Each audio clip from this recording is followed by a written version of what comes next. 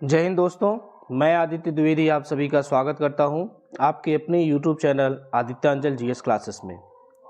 मेरे प्यारे विद्यार्थियों, मध्य प्रदेश सामान्य अध्ययन की जो श्रृंखला थी वो लंबे समय तक उसमें काफ़ी अंतराल आ गया था।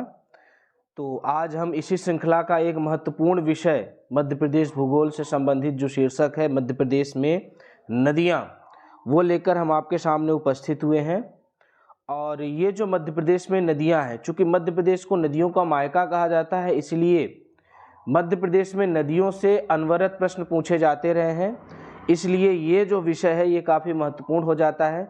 तो आइए बिना विलंब किए हुए इस महत्वपूर्ण विषय पर बढ़िया गहराई से अध्ययन करने का प्रयास करते हैं। क्लियर है? तो जो आज का हमारा शीर्षक है वो हमारा शीर्षक है मध्य प्रदेश में नदियाँ।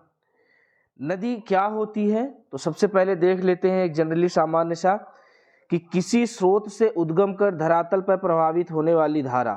मतलब ये जो नदी होती है ये धरातल पर प्रभावित होने वाली जलधारा होती है, और ये जो जलधारा होती है ये किसी न किसी स्रोत से निकलती है। क्या होती है? किसी न किसी स्रोत से निकलती है। अगर हिमालयी या पर्वतीय नदियों की बात की जाए तो जैसे ये स्रोत ग्लेशियर हो सकते हैं, झील हो सकती है कोई बड़ी। प्रायद्वीपीय भारत की बात की जाए तो तालाब या जो वर्षा का जल होता है ये आदि प्रमुख स्रोत होते हैं, और इसी प्रमुख स्रोत से उद्गम होती है किसकी? हमारी नदियों का। क्लियर है? जब प्रायद्वीपीय नदियों की हम बात करें तो ये जो प्रायद्वीपीय नदियां हैं, तो तमाम ये जो प्रायद्वीपीय नदियां हैं, चाहे वो आपकी नर्मदा ताप्ती पश्चिम की ओर प्रवाहित होने वाली हो, चाहे आपकी ये हो दामोदर, महानदी और इंद्रावती, गोदावरी, कृष्णा, कावेरी, ये तमाम जो नदियां हैं ये सब इनके जल का स्रोत क्या है? तो इनके जल का स्रोत वर्षा जल है। तो ये भी प्रश्न पूछता है कि हिमालयी नदियों के जल का स्रोत क्या होता है? तो वहाँ के ग्लेशियर होते हैं मुख्यतः, और प्रायद्वीपीय नदियों के जल का प्रमुख जो स्रोत होता है वो वर्षा का जल होता है। क्या होता है? वर्षा का जल होता है। तो ये बात स्पष्ट हो गई। फिर कुछ तथ्य दिए हुए हैं यहाँ पर आपके मध्य प्रदेश में नदियों को लेकर। वो तथ्य क्या है हम देखते हैं कि मध्य प्रदेश को नदियों का मायका कहा जाता है। जी हाँ, जैसे हमने कहा कि पूरे भारत में सबसे ज्यादा नदियां कहाँ हैं? मध्य प्रदेश में। मायका का तात्पर्य होता है, पहले ही वीडियो में हमने बताया था कि मायका वो होता है जहां पर किसी का जन्म होता है और जन्म सामान्यतः स्त्रीलिंग का हो। तो स्त्रीलिंग का जहां पे जन्म होता है वो मायका होता है, और फिर वो उसके बाद युवावस्था के बाद अपने दूसरे घर में जहां विवाह के उपरांत चली जाती हैं वो उनका ससुराल हो जाता है। तो इसी तरीके से मध्य प्रदेश में तमाम नदियों का क्या होता है? जन्म होता है, उद्गम होता है। और अधिकांश नदियां, अगर हम नर्मदा, ताप्ती और माही को छोड़ दें, तो ये अन्य नदियों में जाकर क्या हो जाती हैं? मिल जाती हैं। तो यही एक प्रमुख कारण है जिसके कारण मध्य प्रदेश को नदियों का मायका कहा जाता है। क्लियर है? अगला क्या फैक्ट निकल के आता है कि भारत में सर्वाधिक नदियां कहाँ हैं? भारत में सर्वाधिक नदियां मध्य प्रदेश में है। क्लियर? और नर्मदा, ताप्ती और माही को छोड़कर जो शेष नदियां हैं वो अन्य नदियों। मध्य प्रदेश में अपवाह तंत्र क्या है? अगला टॉपिक जो है हमारा मध्य प्रदेश में अपवाह तंत्र। अपवाह क्या होता है कि जो ड्रेनेज सिस्टम होता है नदियों का, यानी कि जैसे मैंने कहा कि ये नदी प्रवाहित हो रही है। क्या हो रही है? ये एक मुख्य नदी प्रवाहित हो रही है, और इस मुख्य नदी में बहुत सारी इसकी सहायक नदियां मिल रही हैं दाएं और बाएं से। तो इन सहायक नदियों और मुख्य नदी को मिलाकर जो समस्त जल क्षेत्र बनता है और जो इसका प्रारूप बनता है, इसी को हम क्या नाम देते हैं? अपवाह तंत्र। क्या नाम देते हैं? अपवाह तंत्र। और मुख्य नदियां उनको कहते हैं कि जो उद्गमित होती हैं किसी स्थल विशेष से, और जिनका जो समागम है, जो मिलन है, वो सागरों में, महासागरों में होता है। ऐसे नदियों को हम मुख्य नदियां कहा करते हैं। क्लियर है? तो ऐसे मध्य प्रदेश में देखा जाए तो अगर वास्तविक रूप से देखा जाए तो कितने अपवाह तंत्र हैं? 5।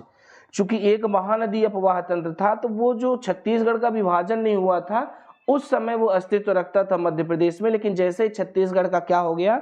विभाजन हो गया, तो वो अपवाह तंत्र क्या हो गया? मध्य प्रदेश से पृथक हो गया। लेकिन अभी भी व्यापम वगैरह प्रश्न पूछते हैं, तो अगर अपवाह तंत्रों की संख्या को लेकर प्रश्न पूछते हैं तो उसका आंसर 6 वो मानते हैं। क्या मानते हैं? 6 मानते हैं। क्लियर हो गया? चलिए, तो मध्य प्रदेश में कुल कितने अपवाह तंत्र हैं? तो मध्य प्रदेश में कुल 5 अपवाह तंत्र वास्तविक रूप से हैं, लेकिन अगर संख्या की बात करें तो 6 नंबर माना जाता है। ये अपवाह तंत्र कौन है? इनको हम देख लेते हैं। तो जो सबसे बड़ा अपवाह तंत्र निकल के आता है वो है गंगा अपवाह तंत्र। कौन सा अपवाह तंत्र है? गंगा अपवाह तंत्र है। फिर दूसरा है गोदावरी अपवाह तंत्र। कौन सा? गोदावरी। फिर नर्मदा अपवाह तंत्र, चौथा है आपका ताप्ती अपवाह तंत्र और पांचवा है आपका माही अपवाह तंत्र। तो ये प्रमुख नदियां हैं, है ना। इन्हीं में मुख्य नदियों में मध्य प्रदेश की सहायक नदियां या ये स्वयं मध्य प्रदेश की मुख्य नदियों के रूप में क्या करती हैं, सागर में जाकर मिलती हैं। तो ये चीजें स्पष्ट हो गई। और जो छठवां अपवाह तंत्र माना जाता है तो वो महानदी है। कौन सा है? महानदी अपवाह तंत्र है, जो वर्तमान में मध्य प्रदेश में अस्तित्व न रखकर इसका अस्तित्व कहाँ है? इसका अस्तित्व छत्तीसगढ़ में है। क्लियर है। अब ये जो 5 अपवाह तंत्र हैं इनको 2 मुख्य अपवाहों में बांट दिया गया, 2 तंत्रों में। ये जो गंगा अपवाह तंत्र है और ये जो आपका कौन सा है, गोदावरी अपवाह तंत्र है, इनको संयुक्त रूप से बंगाल की खाड़ी का तंत्र कहा जाता है, क्योंकि ये नदियां मध्य प्रदेश की तमाम सहायक नदियों को लेकर कहाँ जाकर मिलती हैं? बंगाल की खाड़ी में। फिर आपका ये नर्मदा अपवाह तंत्र हो गया, ताप्ती अपवाह तंत्र हो गया और माही अपवाह तंत्र हो गया। तो ये कैसे अपवाह तंत्र है? अरब सागर में मिलने वाले तंत्र है। क्लियर हो गया। तो यहां से अपवाह तंत्र स्पष्ट हो गया। अब इन्हीं एक एक अपवाह तंत्र को हम पढ़ने का क्या करेंगे? आगे प्रयास करेंगे। क्लियर है। चलिए, तो सबसे पहले हम देखते हैं कि सबसे बड़ा, ये जो अभी हमने अपवाह तंत्र देखा, इन अपवाह तंत्रों में जो सबसे बड़ा अपवाह तंत्र है वो गंगा अपवाह तंत्र है। कौन सा है? गंगा अपवाह तंत्र है। और जो सबसे छोटा अपवाह तंत्र है वो माही अपवाह तंत्र है। क्लियर। और प्रदेश की जो 5 बड़ी नदियां हैं उनकी लंबाई के अनुसार उनका हम क्रम देख लेते हैं, क्योंकि ये क्रम भी घटते या बढ़ते क्रम में आता है पूछने को। तो सबसे बड़ी जो नदी है वो नर्मदा है, जो मध्य प्रदेश में, जो जिसकी टोटल लंबाई 13-12 किलोमीटर है। जब इनको एक एक करके देखेंगे तो बताएंगे कि मध्य प्रदेश में इनका प्रवाह कितना है। फिर चंबल नदी आती है। कौन सी आती है? चंबल नदी, 965 किलोमीटर इसकी कुल लंबाई है। तीसरी सबसे बड़ी नदी सोन नदी है, जिसकी कुल लंबाई 780, ये कुल लंबाई है। फिर ताप्ती नदी आती है, जिसकी कुल लंबाई 724 किलोमीटर है। और पांचवी जो सबसे बड़ी नदी है वो बेतवा नदी है, जिसकी लंबाई कितनी है? 590 किलोमीटर। कितनी है? 590 किलोमीटर। तो 5 प्रमुख बड़ी नदियां कौन सी हो गई? नर्मदा हो गई, चंबल हो गई, सोन हो गई, ताप्ती हो गई और बेतवा हो गई। क्लियर हो गया। फिर इन नदियों का जो वर्गीकरण है हमने वो प्रवाह की दिशा के आधार पर भी किया है। कैसे किया है? प्रवाह की दिशा के आधार पर भी किया है। तो जो उत्तर की ओर प्रवाहित होने वाली नदियां हैं उनमें प्रमुख नदियां कौन सी हमने ली है? ये चंबल नदी है, क्षिप्रा नदी है, काली सिंध है, पार्वती है, सिंध, बेतवा, केन, टोंस। तो ये जो प्रमुख नदियां हैं इनका प्रवाह किधर होता है? उत्तर की ओर। किधर होता है? उत्तर की ओर होता है। क्लियर। फिर हम बात करते हैं पूर्व की ओर कौन सी नदियां प्रवाहित होती हैं। तो सोन हो गया, जोहिला हो गया और महाना नदी। कौन कौन सी? सोन, जोहिला और महाना नदियां। क्लियर। दक्षिण की ओर प्रवाहित नदियों की अगर हम बात करते हैं तो वेनगंगा हो गया, पेंच हो गया, वर्धा, प्राणहिता और कान्हन। तो ये जो प्रमुख नदियां हैं ये दक्षिण की ओर प्रवाहित होती है। फिर मैप में भी इनको हम देखेंगे। और पश्चिम की ओर प्रवाहित होने वाली जो प्रमुख नदियां हैं तो नर्मदा, ताप्ती और माही। कौन कौन सी है? नर्मदा, ताप्ती और माही। और अपने आप में ये स्वतंत्र अपवाह तंत्र भी हैं। क्लियर है। चलिए, तो उत्तर की ओर, पूर्व की ओर, दक्षिण की ओर और पश्चिम की ओर कौन सी नदियां प्रवाहित हो रही है यहाँ से स्पष्ट हो गया। क्लियर है। चलिए, आइए इन्हीं नदियों को हम मैप में देखने का प्रयास करते हैं। कहाँ देखने का प्रयास करते हैं? मैप में। तो ये आपको दिख रहा है मध्य प्रदेश का मैप। क्या हो गया? मध्य प्रदेश का मैप। अब ये जो इधर से नदी आ रही है ये हो गई गंगा। कौन सी हो गई? गंगा। और गंगा की सहायक नदी आ रही है यमुना। तो बहुत सारी नदियां यमुना की सहायक नदी है और बहुत सारी नदियां किसकी सहायक नदी है? गंगा की सहायक नदियां हैं। क्लियर। अब हम बात करते हैं सबसे प्रमुख नदी कौन सी? तो ये चंबल है। अगर गंगा यमुना की बात करें तो यहाँ की सबसे प्रमुख नदी कौन सी हो गई? चंबल। चलिए, यहाँ की प्रमुख नदी की बात करें अगर गंगा यमुना तंत्र की, तो ये जो नदी प्रवाहित हो रही है विंध्याचल पहाड़ी से महू इंदौर से, तो ये नदी कौन सी हो गई आपकी? चंबल। कौन सी हो गई? चंबल। चंबल के बाद दूसरी ये नदी है आपकी कौन सी? सिंध नदी। ये भी जाकर कहाँ पर? उत्तर प्रदेश में यमुना से मिल रही है। ये जो तीसरी प्रमुख नदी हो गई बेतवा, ये 2 बार मध्य प्रदेश में प्रवेश करती है दोबारा, ये भी यमुना से जाकर मिल रही है। ये प्रमुख नदी हो गई केन, जो उत्तर प्रदेश में गंगा से, यमुना से जाकर मिल रही है। ये प्रमुख नदी है टोंस। कौन सी है?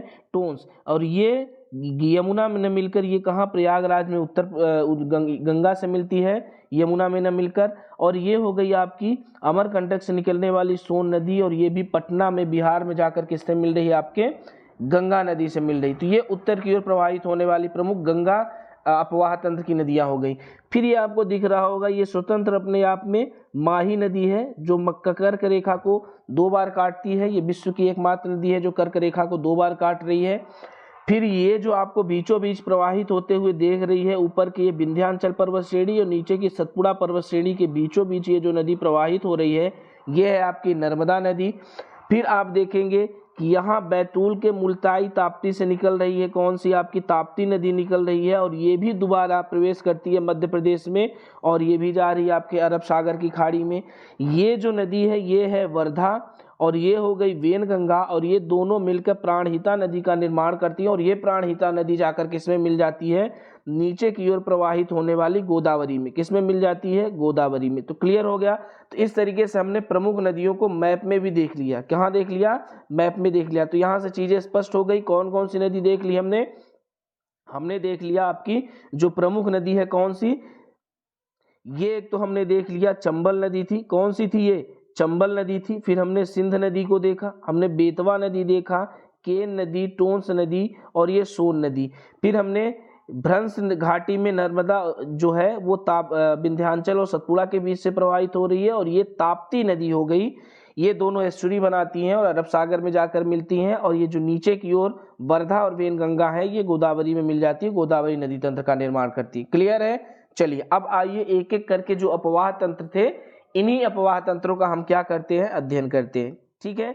चलिए तो सबसे पहले जो हमारा अपवाह तंत्र आता है वो आता है गंगा अपवाह तंत्र। कौन सा अपवाह तंत्र, गंगा अपवाह तंत्र आता है। और इस गंगा अपवाह तंत्र को हमने 3 उपतंत्रों में बांटा है। किसमें बांटा है, 3 उपतंत्रों में बांट दिया है। यानी कि एक मेन तंत्र हो गया, अपवाह तंत्र हो गया, और उसके भी जो तंत्र बन रहे हैं वो क्या हो गया, उपतंत्र। जैसे मैंने कहा यमुना उपतंत्र, तो यमुना किसकी सहायक नदी है, ये गंगा की सहायक नदी है। यानी कि ये सहायक है गंगा के अपवाह तंत्र में, लेकिन ये अपना भी स्वतंत्र अस्तित्व बनाती है उपतंत्र के रूप में।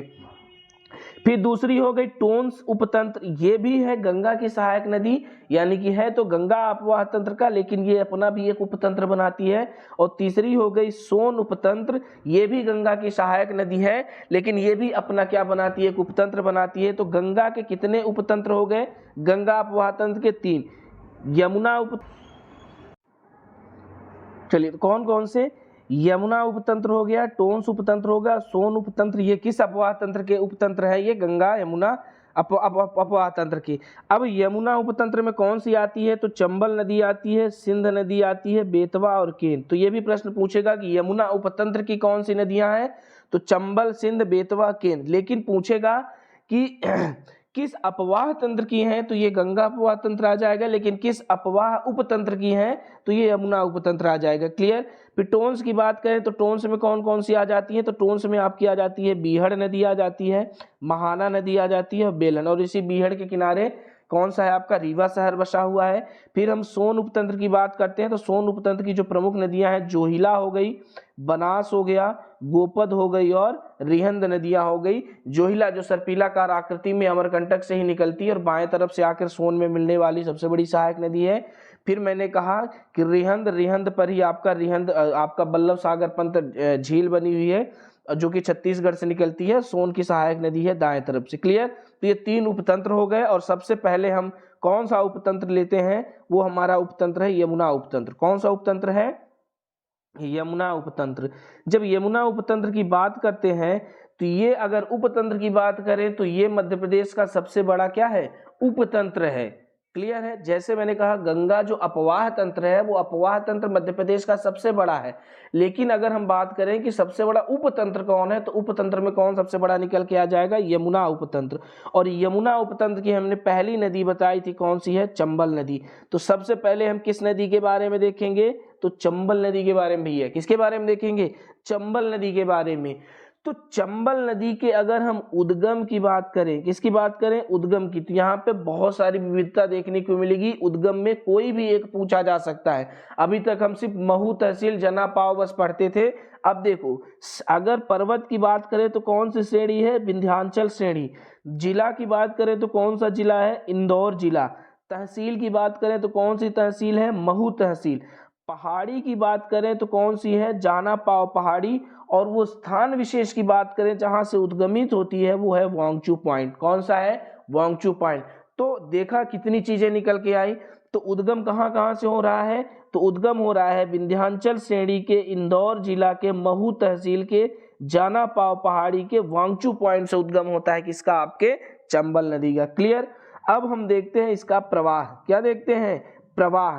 तो अगर टोटल देखा जाए तो ये चंबल नदी का प्रवाह 965 किलोमीटर है, जो कि मध्य प्रदेश से निकल के उत्तर प्रदेश की इटावा में यमुना से मिलती है। तो इसमें इस बीच इसकी कुल लंबाई कितनी है, 965 किलोमीटर है, जिसमें से लगभग 700 किलोमीटर का प्रवाह ये कहाँ है, मध्य प्रदेश में। कहाँ है, मध्य प्रदेश में।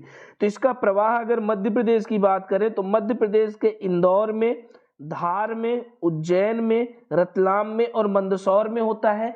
इसके बाद ये प्रवेश कर जाती है कहाँ, आपके राजस्थान में, और इसके बाद राजस्थान से प्रवाहित होकर ये पुनः मध्य प्रदेश में प्रवेश करती है। किस जिले से, श्योपुर से। श्योपुर के बाद मुरैना, मुरैना के बाद भिंड और भिंड के बाद उत्तर प्रदेश में इटावा जिले में ये यमुना से मिल जाती है। अब देखो यहाँ से प्रश्न कौन कौन से बन सकते हैं। तो एक तो प्रश्न ये बनेगा कि मध्य प्रदेश की नदी का ये चंबल नदी का मध्य प्रदेश में उद्गम कहाँ से हो रहा है, तो इंदौर जिले से। कहाँ से हो रहा है, इंदौर जिले से। फिर ये होता है कि पहली बार ये किस जिले से जाकर ये राजस्थान में प्रवेश करती है, तो मंदसौर जिले को छोड़कर। फिर ये पुनः दोबारा किस जिले से मध्य प्रदेश में प्रवेश करती है, तो श्योपुर जिले से। और यह मध्य प्रदेश को छोड़कर अंतिम में इटावा में मिलती है, तो किस जिले के बाद, तो भिंड जिले के बाद। तो ये 4 जिले भी आप याद कर लेना। क्लियर है। अब हम बात करें कि राजस्थान के किस जिले में प्रवाहित होती है, तो एक जिला चित्तौड़गढ़ आता है, दूसरा कोटा और तीसरा बूंदी। तो राजस्थान के कितने जिलों में, 3 जिलों में। मध्य प्रदेश के कितने जिले हो गए, 1 2 3 4 5 6 7 8। तो मध्य प्रदेश के 8 जिलों में और राजस्थान के 3 जिलों में प्रवाहित होती है। और उत्तर प्रदेश की बात करें तो उत्तर प्रदेश के मात्र 1 जिले में ये प्रवाहित होती है, और वो जिला है इटावा। और इटावा में ये यमुना नदी से जाकर मिल जाती है, और जहां पर ये यमुना नदी से मिलती है वहां पर एक अच्छा खासा बड़ा मैदान निर्माण करती है। जैसे मैंने कहा ये यमुना नदी आ रही है और ये इधर से कौन सी जा रही है, चंबल नदी। तो चंबल नदी क्या करती है कि इस आसपास के क्षेत्र में एक मैदान का निर्माण करती है, और इस मैदान को क्या बोला जाता है, लश्कर का मैदान। क्या बोला जाता है, लश्कर का मैदान। तो पूछा जा सकता है कि लश्कर का मैदान कौन सी नदी बनाती है, तो चंबल नदी बनाती है। लश्कर का मैदान कहां पर है, इटावा जिले में है। लश्कर का मैदान किन 2 नदियों के बीच में है, तो चंबल और यमुना के बीच में। तो याद रखिएगा ये लश्कर का मैदान, कहीं आपका दिमाग न चला जाए लश्कर का मैदान अफगानिस्तान न सोचने लगे, है ना। तो लश्कर का मैदान कहाँ हो गया, ये इटावा जिले में, यमुना और चंबल के समागम में। तो उद्गम और प्रवाह से संबंधित जो चीजें थी वो हमने यहाँ पर देख ली। उम्मीद है कि आप गलत नहीं करेंगे। टोटल इसका प्रवाह कितना है, 965 किलोमीटर, जिसमें लगभग 700 किलोमीटर ये मध्य प्रदेश में प्रभावित होती है, जिसमें से 8 जिले हैं और आपके राजस्थान के 3 जिले हैं और उत्तर प्रदेश का 1 जिला है। क्लियर। चलिए अब हम देखते हैं अपवाह। टोटल अपवाह कितना है, कितना ये बेसिन बना रही, क्षेत्र बना रही। जैसे मैंने कहा ये नदी जा रही है चंबल, और इसकी ये सहायक नदियां आ रही हैं, और इन सहायक नदियों से ये एक बेसिन पूरा बना रही है। और ये बेसिन कैचमेंट जो एरिया है ये कितना एरिया कवर करता है, तो ये जो एरिया हो गया आपका सामने दिख रहा है, ये आपका 43,200 यानी कि 43,200 किलोमीटर स्क्वायर के क्षेत्रफल में ये अपना अपवाह बनाती है। कितना, 43,200 किलोमीटर के स्क्वायर क्षेत्रफल में। क्लियर है। अब इसका प्राचीन नाम पूछता है, क्या पूछता है इसका प्राचीन नाम। तो इसका प्राचीन नाम है चर्मावती, धर्मावती, कामधेनु और राजा रंतिदेव की कीर्ति। तो इसके ये 4 प्राचीन नाम है। कौन कौन से हैं, चर्मावती, धर्मावती, कामधेनु और राजा रंतिदेव की कीर्ति। इसके पीछे की किंवदंती ये है कि राजा रंतिदेव हुआ करते थे, जो कि काफी दानवीर हुआ करते थे, और दान देते देते ये काफी क्या हो जाते हैं, गरीबी की हालत से गुजरते हैं। तभी इनके यहाँ ऋषि आते हैं, और जब ऋषि आते हैं तो ऋषि जब इनसे भोजन की मांग करते हैं, तो भोजन इनको खिलाने के लिए उस समय इनके पास कुछ नहीं था। तो इन्होंने फिर क्या किया था, इनकी गाय थी जिसका नाम था कामधेनु। क्या नाम था, कामधेनु था, और उसी कामधेनु को काट कर इन्होंने खिलाया था। तो ये इसीलिए इसको कामधेनु भी कहा जाता है। उससे जो ब्लड निकला था, प्रवाहित हुआ था, तो वो कहा जाता है चंबल नदी है, इसलिए इस नदी को कामधेनु भी कहा जाता है, और चर्मावती भी कहा जाता है, क्योंकि कहा जाता है कि वही मांस को उन्होंने खिलाया था। और धर्मावती इसलिए कहा जाता है क्योंकि धर्म की रक्षा के लिए उन्होंने ये कदम उठाया था। और राजा कौन थे, राजा रंतिदेव थे। तो ये किंवदंती है, वास्तविकता कहाँ है, ये इसको हम इसके बारे में कुछ नहीं कह सकते हैं, लेकिन इसके प्राचीन नाम क्या है ये आपको स्पष्ट होने चाहिए। किदवंती याद रहे कि न रहे, तो चर्मावती, धर्मावती, कामधेनु और राजा रंतिदेव की कीर्ति, ये यहाँ इसके प्राचीन नाम है। लेकिन इसके अन्य नाम भी हैं, जैसे महाभारत में इसे क्या कहा जाता था? पूर्णा नदी। ये प्रश्न पूछा जा चुका है एमपीएसआई में कि पूर्णा नदी किस नदी का प्राचीन नाम था?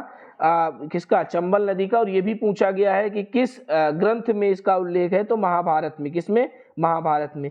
फिर पश्चिम मध्य प्रदेश, मध्य भारत और मालवा, इसकी क्या कहा जाता है? जीवन रेखा कहा जाता है। किसे? चंबल नदी को। पश्चिमी मध्य प्रदेश की बात करें, पश्चिमी मध्य प्रदेश की बात करें तो पश्चिमी मध्य प्रदेश का ये पूरा मालवा का क्षेत्र हो गया। मध्य भारत यानी कि जो सेंट्रल प्रोविंस वाला क्षेत्र था, इसको मध्य भारत कहा जाता है। और मालवा, इस संपूर्ण क्षेत्र की क्या कहा जाता है? जीवन रेखा। मालवा की जीवन रेखा पूछेगा तो आप चंबल लगाएंगे, लेकिन मालवा की अगर गंगा पूछेगा तो आप क्या लगाएंगे? मालवा की गंगा में आप लगाएंगे क्षिप्रा नदी के बारे में। क्लियर हो गया? ये बात स्पष्ट हो गई। और सर्वाधिक मृदा अपरदन करने वाली नदी भी कौन सी है? ये आपकी कौन सी है? चंबल नदी। और बीहड़ों का निर्माण करने वाली नदी भी कौन सी है? तो ये कौन सी है? चंबल नदी। तो ये अन्य नाम हो गए। अन्य नाम में क्या क्या हमने देख लिया? हमने देख लिया महाभारत में से पूर्णा नदी कहा जाता है, पश्चिमी मध्य प्रदेश, मध्य भारत और मालवा की जीवन रेखा कहा जाता है, सर्वाधिक मृदा अपरदन करने वाली नदी और बीहड़ों का निर्माण करने वाली नदी कौन सी हो गई? आपकी चंबल नदी। क्लियर हो गया यहाँ तक? चलिए अब चंबल नदी की सहायक नदियां देख लेते हैं। तो इसकी सहायक नदियां कौन कौन सी हैं? तो सबसे प्रमुख सहायक नदी है क्षिप्रा। कौन सी है? क्षिप्रा, जिसका उद्गम काकरावर्डी पहाड़ी इंदौर से होता है। तो क्षिप्रा नदी का उद्गम कहाँ से होता है? इंदौर के काकरावर्डी पहाड़ी से। यह प्रश्न पूछा जा चुका है। और इसी नदी को क्या कहा जाता है? मालवा की गंगा कहा जाता है। और ये आगे जाके किस में मिल जाती है? आपके चंबल में मिल जाती है। और इसी क्षिप्रा नदी के किनारे ही आपके उज्जैन शहर स्थित है। प्लस और इसी उज्जैन क्षिप्रा नदी के किनारे ही आपके 12 ज्योतिर्लिंगों में से महाकालेश्वर ज्योतिर्लिंग का भी क्या है? अवस्थित है। क्लियर है? तो ये हो गई आपकी क्षिप्रा नदी, जो किसकी सहायक नदी है? आपके चंबल नदी के। और इसे मालवा की गंगा कहा जाता है। लेकिन मालवा की जीवन रेखा चंबल नदी को। फिर एक सिवना नदी है, जो कि बाएं तरफ से चंबल की सहायक नदी बन के आती है, प्रमुख है। और इसके किनारे कौन सा शहर बसा हुआ है? तो मंदसौर। तो सिवना किसकी सहायक नदी है? चंबल की बाएं तरफ की सहायक नदी है। और इसके किनारे मंदसौर शहर बसा हुआ है। फिर हम बात करते हैं अगली सहायक नदी काली सिंधी है, जिसका उद्गम कहाँ से होता है? बागली गांव देवास से। कहाँ से होता है? बागली गांव देवास से होता है। और फिर जो तीसरी अगली प्रमुख नदी है वो है पार्वती नदी। और पार्वती नदी का उद्गम कहाँ से होता है? तो आष्टा सीहोर से। कहाँ से होता है? आष्टा सीहोर से होता है। तो ये प्रमुख नदियां हो गई। और इसके अलावा कौन सी सहायक नदी है? तो और प्रमुख सहायक नदियां हैं, जैसे मैंने कहा कूनो। कौन सी नदी? कूनो। और इसका उद्गम शिवपुरी के पठार से होता है, जिसके किनारे कूनो पालनपुर राष्ट्रीय उद्यान, जो कि अभी नवीनतम राष्ट्रीय उद्यान है, ये स्थित है। फिर है बनास सहायक नदी, जो इसकी सबसे बड़ी सहायक नदी है। कैसी है?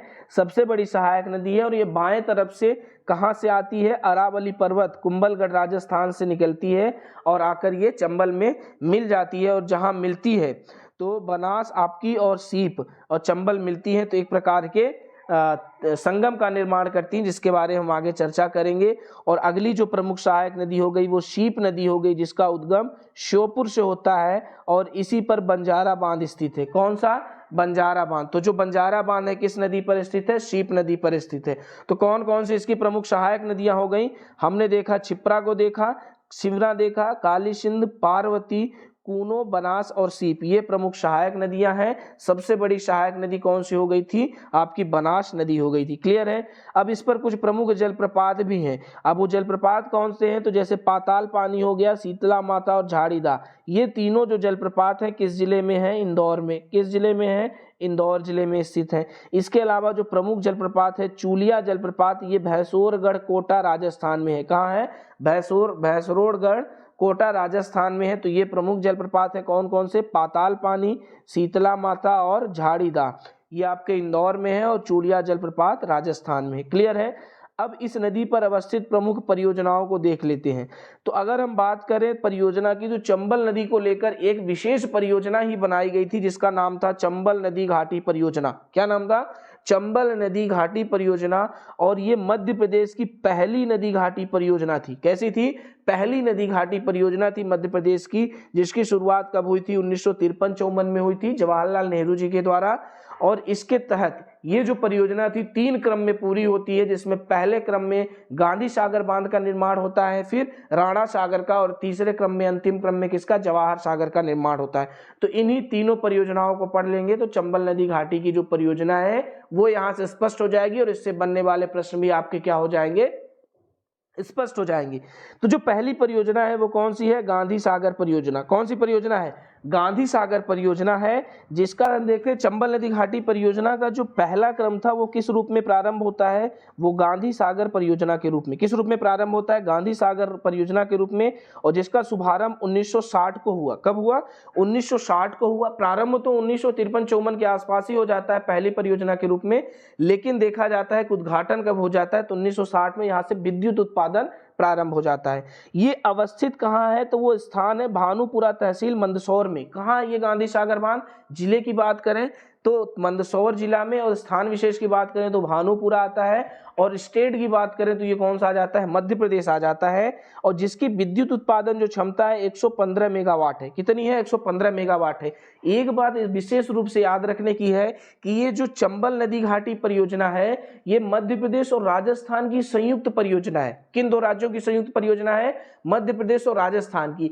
इसलिए यहां से उत्पन्न होने वाले तीनों परियोजनाओं की जो विद्युत उत्पादन है क्षमता है उसको दोनों राज्यों में 50-50% की हिस्सेदारी में क्या कर दिया गया है, बांट दिया गया है। तो अब ये जो 115 मेगावाट यहाँ पे विद्युत उत्पादन हो रहा है, तो जाहिर सी बात है इसका आधा जो विद्युत होगा वो किसको मिलेगा, मध्य प्रदेश को, और आधा किसको प्रदान किया जाएगा, राजस्थान को। क्लियर है। अब अगला निकल के आता, जो ये अगली लाइन में यही चीज लिखी है जो हमने आपको बताया कि ये मध्य प्रदेश और राजस्थान की संयुक्त परियोजना है, और यही जहां पर ये बांध बना है, और इसी बांध पर आपके चंबल माता की मूर्ति बनी हुई है। तो चंबल माता की मूर्ति किस बांध के आसपास बनी है, तो ये आपके मंदसौर में स्थित गांधी सागर परियोजना में है। और ये मूर्ति बड़ी अच्छी देखने को मिलती है क्योंकि एक स्त्री की मूर्ति है जो ऊपर की ओर घड़ा लिए हुए खड़ी हुई है, यानी कि उस घड़े में क्या है, जल स्रोत है, जल भरा है। वो चंबल माँ है जो जल लेकर खड़ी है, और दो बालक उसके नीचे पैरों को पकड़ के खड़े हैं। एक बालक बड़े अच्छे से क्या करता है, आलिंगन करके खड़ा है, और दूसरा जो बालक है वो आलिंगन के साथ साथ ऊपर घड़े को देख रहा है। तो ये कहा जाता है कि वो बालक जो घड़े को देख रहा है वो प्यासा बेटा राजस्थान है, और वो जो पूर्णतः आलिंगन किए हुए हैं तो वो कौन सा है, मध्य प्रदेश है। तो ये किदवंती कहा जाता है, और इसी किदवंती के आधार पर ये मूर्ति भी बनाई गई है। तो प्रश्न पूछा जा सकता है कि चंबल माता का जो ये मूर्ति है, चंबल माता की मूर्ति, ये किस बांध के आसपास बनाई गई है, तो ये गांधी सागर बांध के आसपास बनाई गई। क्लियर हो गया, ये बात स्पष्ट है। चलिए आगे देखते हैं। आगे हम देखते हैं जो अगली परियोजना है वो कौन सी है, राणा प्रताप सागर परियोजना। कौन सी है, राणा प्रताप सागर परियोजना। और इसकी स्थापना कब हुई थी, 1964 में। और इसका स्थान कहाँ है इस बांध का, तो रावत भाटा चित्तौड़गढ़ में। कहाँ है, रावत भाटा चित्तौड़गढ़ में। यानी कि अब ये परियोजना कहाँ चली जाती है, राजस्थान में। और इसकी जो विद्युत उत्पादन क्षमता है वो सर्वाधिक है, जो कितनी है, 172 मेगावाट। कितनी है, 172 मेगावाट। तो ये भी प्रश्न पूछा जाता है कि चंबल नदी घाटी परियोजनाओं में संचालित 3 परियोजनाओं में सर्वाधिक विद्युत उत्पादन क्षमता किस परियोजना की है, तो राणा प्रताप सागर परियोजना की। फिर अगला जो निकल के आता है वो जवाहर सागर परियोजना है, और इसकी स्थापना 1971 में हुई थी। याद रखना, डेट याद रखना, 1960 में हुआ था कौन सा आपका, गांधी सागर परियोजना। 1964 में राणा प्रताप सागर परियोजना, और 1971 में सबसे नवीनतम कौन सा है आपका, जवाहर सागर परियोजना। और इसका स्थान कहाँ है, कोटा राजस्थान में। कहाँ है, वो भानुपुरा मंदसौर में था। दूसरा रावत भाटा चित्तौड़गढ़ में है, और जवाहर सागर परियोजना कहाँ है, कोटा राजस्थान में है। और इसकी उत्पादन क्षमता, ये सबसे कम उत्पादन क्षमता है 99 मेगावाट। और इसी पर आगे चल के एक बैराज बना दिया गया है जिसे नाम दिया गया कोटा बैराज। सामान्यतः बैराज होते हैं जब हम नदी के अपवाह को रोककर वहां से बगल से जल धारा निकालकर नहर के रूप में सिंचाई के लिए उपयोग करते हैं, तो ऐसी व्यवस्था को हम बैराज बोलते हैं। और बाकी जो बांध होता है और ये जो परियोजना होती है मुख्यतः किस रूप में आती है, विद्युत उत्पादन प्लस जल आपूर्ति दोनों के लिए की जाती है। क्लियर है। तो कोटा बैराज कहाँ है, जवाहर सागर परियोजना के जस्ट आगे, और किस नदी पर है, चंबल नदी पर। क्लियर है। तो 3 परियोजनाएं हमने देख ली। कौन कौन सी देख ली हमने? परियोजना देखी गांधी सागर परियोजना, जिसकी उत्पादन क्षमता कितनी है, 115 मेगावाट। कितनी है? 115 वाट। इसकी हमने देखी राणा प्रताप की 172 और जवाहर सागर की 99 मेगावाट। तो ये उत्पादन क्षमता पूछता है, जिसको लेकर विद्यार्थी गलत आंसर करके आते हैं, क्योंकि इसको लेकर आप में क्या हो जाती है, एक दुविधा की स्थिति निर्मित हो जाती है। तो एक ट्रिक बनाएंगे, इस ट्रिक से उम्मीद है कि आप ये जो उत्पादन क्षमता है इससे बनने वाला प्रश्न हल कर पाएंगे। ट्रिक के पीछे आप लॉजिक मत ढूंढिएगा। ट्रिक सामान्यतः बनाई जाती है ताकि तथ्य याद किए जा सके। ट्रिक इसलिए नहीं बनाई जाती कि उसके पीछे आप तर्क बना के उसका उपहास बनाने की कोशिश करें।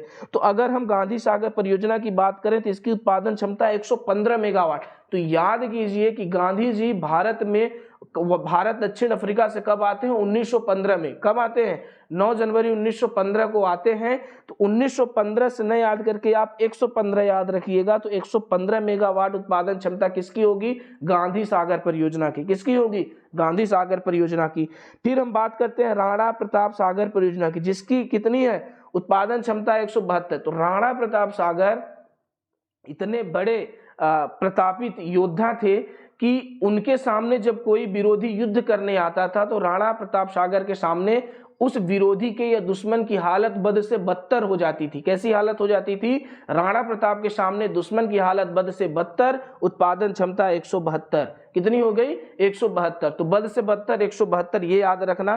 फिर है जवाहर सागर परियोजना और इसकी उत्पादन क्षमता कितनी है? 99 मेगावाट। 99 मेगावाट इसी तरीके से हुआ 99 का आंकड़ा कि बस शताब्दी सेंचुरी पूरी होने वाली थी और सेंचुरी पूरी होने के ही एक अंक पहले क्या हो जाता है, अगर कोई आउट हो जाता है तो बस ऐसे ही कुछ हालात हो रहे थे। किसके? जवाहरलाल नेहरू के। ये अपनी जो तीसरी शायद संभवतः इनका क्या था, कार्यकाल था, ये पूरा ही होने वाला था। इसके पहले इनका क्या हो जाता है, देहावसान हो जाता है, ये आउट हो जाते हैं और अपना ये पूरी सेंचुरी नहीं कर पाते हैं कार्यकाल की। तो 99 मेगावाट कहाँ हो जाता है? जवाहर सागर परियोजना में। तो गांधी सागर की 115 मेगावाट, राणा प्रताप सागर की 172 मेगावाट और जवाहर सागर परियोजना की 99 मेगावाट ये उत्पादन क्षमता हो गई। क्लियर। चलिए अन्य बिंदु की बात करें तो अन्य बिंदु में क्या निकल के आता है कि सर्वाधिक अपर्दन करने वाली नदी कौन सी है? आपकी चंबल नदी है। अवनालिका अपर्दन किस प्रकार का अपर्दन करती है? तो अवनालिका अपर्दन जिसे गली इरोजन कहा जाता है। क्या कहा जाता है? गली इरोजन कहा जाता है। और इसी अपर्दन को रोकने के लिए मध्य प्रदेश सरकार ने एक योजना चलाई है, सीडा एवं रंजात परियोजना। कौन सी? तो सीडा एवं रंजात परियोजना किससे संबंधित है? तो चंबल नदी द्वारा किए जाने वाले अपर्दन को रोकने के लिए किसके द्वारा चलाई गई? तो मध्य प्रदेश सरकार द्वारा चलाई गई। और सीडा रंजात के बारे में एमपीएसआई 2017 में प्रश्न पूछा गया है। क्लियर है। फिर हम बात करते हैं सर्वाधिक बीहड़ों का निर्माण करने वाली। बीहड़ों को रिवाइन लैंड कहा जाता है, एक प्रकार की संरचना है जिसमें क्या होता है, नदियां अपर्दन करती हैं तो जो मुलायम मिट्टी होती है उसका अपर्दन कर देती हैं, जो कठोर हिस्सा होता है वो एक टीले के रूप में अवस्थित रहता है। और ये गहराई वाले स्थल और इस उच्चावच को ही हम क्या बोलते हैं? बीहड़ बोलते हैं, रिवाइन लैंड बोलते हैं। और सर्वाधिक बीहड़ का निर्माण पूरे भारत में कौन सी नदी करती है? तो चंबल नदी करती है। और इस बीहड़ से प्रभावित जिले कौन से हैं? तो श्योपुर है, मुरैना है और भिंड है। सर्वाधिक प्रभावित कौन सा जिला है इनमें भी? तो भिंड है, सॉरी मुरैना। कौन सा है? मुरैना सर्वाधिक प्रभावित है। और 1971 में इसी बीहड़ से सुधार हेतु एक योजना चलाई गई थी। 1971 में बीहड़ सुधार योजना, जो किसके द्वारा चलाई गई थी? केंद्र सरकार द्वारा। तो ये भी प्रश्न पूछा गया है कि बीहड़ सुधार योजना का प्रारंभ कब किया गया था? तो 1971 में। और 2018 में केंद्र सरकार द्वारा ग्रीन एग्रीकल्चर प्रोजेक्ट चलाया गया है इसी बीहड़ क्षेत्र में कृषि कार्य को बढ़ावा देने के लिए। तो ये प्रमुख चीजें किससे संबंधित थी? आपके चंबल नदी से। किससे? चंबल नदी से। अगला क्या निकल के आता है? अगला निकल के आता है कि जो चंबल घड़ियाल है, जो चंबल घड़ियाल केंद्र है, मध्य प्रदेश में 3 घड़ियाल केंद्र है। चंबल घड़ियाल केंद्र है और आपका केन घड़ियाल केंद्र है और कौन सा आ जाता है? सोन घड़ियाल केंद्र। और इन तीनों में जो सबसे बड़ा घड़ियाल केंद्र है वो चंबल घड़ियाल केंद्र है, जो पूरे भारत का सबसे बड़ा घड़ियाल संरक्षण केंद्र है। ये 2 राज्यों की संयुक्त परियोजना है, उत्तर प्रदेश और मध्य प्रदेश की। और ये स्थित कहाँ है? तो मुरैना में। कहाँ स्थित है? मुरैना में। और इसका एक अन्य नाम भी है, देवरी घड़ियाल संरक्षण केंद्र भी कहा जाता है। क्या कहा जाता है इसको? देवरी घड़ियाल संरक्षण केंद्र भी कहा जाता है। किसको? आपके चंबल को। किसको कहा जाता है? चंबल को। क्लियर है, यहाँ पे बात स्पष्ट है। चलिए अब ये जो चंबल घड़ियाल केंद्र है, यहाँ पे डॉल्फिन का संरक्षण किया जा रहा है। किसका? डॉल्फिन का संरक्षण तो कहाँ पे किया जाता है? चंबल घड़ियाल में। और बटागुर, कटहवा और चित्रा इंडिका ये कछुओं की प्रजाति है और इनको भी कहाँ संरक्षण दिया जा रहा है? इसी चंबल नदी में। कौन कौन सी प्रजातियां हैं? याद रखिएगा, बटागुर, कटहवा, चित्रा इंडिका कछुओं की प्रजाति है। तो आपसे प्रश्न पूछ लेगा कि बटागुर, कटहवा, चित्रा इंडिका को चंबल नदी में संरक्षण प्रदान किया गया है, ये किस जीव की प्रजाति है? तो आप जहां तक है आप कहीं घड़ियाल न लगा दें, क्योंकि आपको पता है कि यहाँ पे घड़ियाल संरक्षण केंद्र है, तो ऐसा न करिएगा। ये किसका है? ये कछुआ की प्रजातियां हैं। किसकी प्रजातियां हैं? कछुआ की प्रजातियां। क्लियर। फिर हम बात करते हैं कि जो बनास नदी है, सीप नदी है और चंबल नदी है, तो बनास, सीप और चंबल ये मिलकर तीनों नदियां एक संगम का निर्माण करती हैं और ये संगम क्या कहलाता है? रामेश्वर त्रिवेणी संगम। तो रामेश्वर त्रिवेणी संगम किस नदी को लेकर बनाया गया है? तो चंबल नदी पर स्थापित है। कौन कौन सी नदियां आकर यहाँ पर मिलती हैं? तो राजस्थान से आने वाली चंबल की सबसे बड़ी सहायक नदी बनास और सीप नदी, जिस पर आपका अभी हमने देखा कि बांध बना था, बंजारा बांध। तो इस तरीके से ये चीजें क्या हो गई? स्पष्ट हो गई, प्रमुख तथ्य हो गए चंबल नदी के। अब ये जो चंबल नदी पूरा अपवाह था, इस अपवाह को हम चित्र के द्वारा देखने का प्रयास करेंगे, इन्हीं आंकड़ों को। तो अब आपको स्क्रीन पर दिख रहा होगा चंबल नदी का अपवाह। क्या दिख रहा होगा? चंबल नदी का अपवाह। तो अब आप देखिए कि ये जो महू तहसील है, यहाँ से उद्गम हो रहा है किसका? चंबल नदी का। और ये चंबल नदी यहाँ से प्रवाहित हो रही है और ये यहाँ से ये राजस्थान में प्रवेश करती है और राजस्थान में प्रवेश करके ये पुनः कहाँ? मध्य प्रदेश में प्रवेश करती है और फिर अंतिम में उत्तर प्रदेश में यमुना में इटावा के आसपास ये मिल जा रही है। तो ये प्रवाह हो गया। फिर हमने देखा कि दाएं तरफ से इसकी सहायक नदियां कौन सी हैं? तो ये प्रमुख नदी क्षिप्रा आ रही है आपकी, ये काली सिंधी प्रवाहित होकर आ रही है, ये पार्वती आ रही है और ये शीप नदी आ रही है और ये कूनो नदी आ रही है, जिस पर आपका कूनो पालनपुर राष्ट्रीय उद्यान है। तो दाईं ओर की सहायक नदियां आपको दिख गई। बाईं ओर से दो ही प्रमुख सहायक नदियां हैं, एक तो शिवना नदी है जिसके किनारे आपका मंदसौर शहर स्थित है और दूसरी सहायक नदी है बनास नदी, जो कि राजस्थान के अरावली पर्वत से आ रही है और ये चंबल की सबसे बड़ी सहायक नदी है। तो सहायक नदियां भी हो गई। परियोजनाएं आप यहाँ देख रहे होंगे, ये गांधी सागर परियोजना है जो कि आपके मंदसौर के में स्थित है। फिर इसके बाद ये राणा सागर परियोजना है जो कि राजस्थान में, और ये जवाहर सागर परियोजना है, ये भी आपके राजस्थान में स्थित है। फिर आप यहाँ पर एक देख रहे होंगे ट्रायंगल बना हुआ है, ये क्या बता रहा है कि यहाँ से बनास और सीप नदी मिलकर किस संगम का निर्माण कर रही है? रामेश्वर त्रिवेणी संगम।